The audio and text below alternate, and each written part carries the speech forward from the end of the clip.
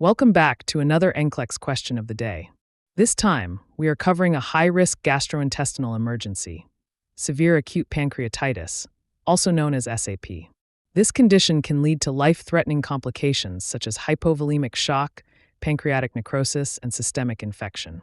Understanding how to prioritize SAP interventions is critical for the NCLEX and real-world nursing practice. Let's begin. A 58-year-old male with a history of chronic alcoholism and hypertension is admitted to the intensive care unit with severe epigastric pain radiating to the back, nausea, and vomiting. His assessment findings are as follows. Vital signs: blood pressure, 88/60. Heart rate, 132 beats per minute. Respiratory rate, 26 breaths per minute. Temperature, 38.6 degrees Celsius or 101.5 degrees Fahrenheit. Oxygen saturation, 94% on room air. Laboratory results: amylase, 1,100. Lipase, 2,400. White blood cell count, 22,000. Blood urea nitrogen or BUN, 34. Glucose, 248. Calcium, 7.1. Physical exam findings: severe abdominal distension. Cullen's sign, which is periumbilical bruising. Gray-Turner's sign, which is flank ecchymosis. The nurse suspects severe acute pancreatitis complicated by hypovolemic shock and possible pancreatic necrosis. Which of the following interventions should the nurse implement as the priority actions? Select 3. Option A. Initiate aggressive intravenous fluid resuscitation with lactated Ringer's solution. Option B. Administer intravenous morphine for pain management. Option C. Prepare for emergency surgery to remove necrotic pancreatic tissue.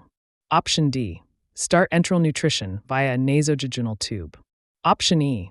Administer broad-spectrum intravenous antibiotics. Option F. Initiate continuous intravenous insulin therapy to control hyperglycemia. Take a moment to think about your answers. The correct answers are Option A, Option D, and Option E. Let's break it down. Option A is correct because this patient is in hypovolemic shock with hypotension and tachycardia. Acute pancreatitis causes third spacing of fluids, leading to intravascular volume depletion and decreased organ perfusion. Early and aggressive intravenous fluid resuscitation with lactated Ringer's solution or normal saline is the gold standard treatment. Delaying fluids worsens shock and increases mortality. Option D is correct because severe pancreatitis requires early enteral nutrition to prevent gut atrophy and bacterial translocation. Total parenteral nutrition, also known as TPN, is avoided because it increases the risk of infection. Early feeding reduces mortality in severe pancreatitis. Option E is correct because the patient has a high fever, elevated white blood cell count, and signs of possible pancreatic necrosis with secondary infection. Infected pancreatic necrosis is the leading cause of death in severe pancreatitis. Empiric intravenous antibiotics such as meropenem or imipenem should be started immediately. Option B is incorrect because while pain control is important, hemodynamic stability is the priority. Morphine can lower blood pressure, which is dangerous in a hypovolemic patient. Fluids should be initiated first to prevent worsening hypotension. Option C is incorrect because surgery is not a first-line treatment for necrotizing pancreatitis. Surgical debridement is only performed weeks later if the necrosis becomes infected. Early surgery worsens patient outcomes and increases mortality.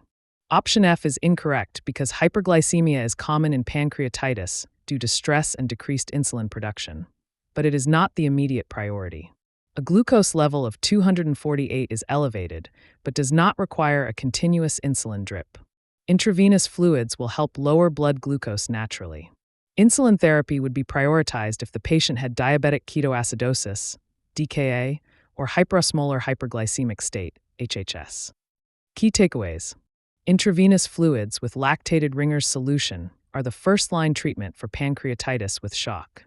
Early enteral nutrition via a nasojejunal tube improves outcomes in severe pancreatitis. Broad-spectrum intravenous antibiotics should be initiated if necrotizing pancreatitis with infection is suspected. Pain control is important but comes after fluid resuscitation. Surgery is not an immediate treatment for necrotizing pancreatitis. Hyperglycemia should be monitored but does not require an insulin drip unless critically high. Did you get the answers right? Let us know in the comments.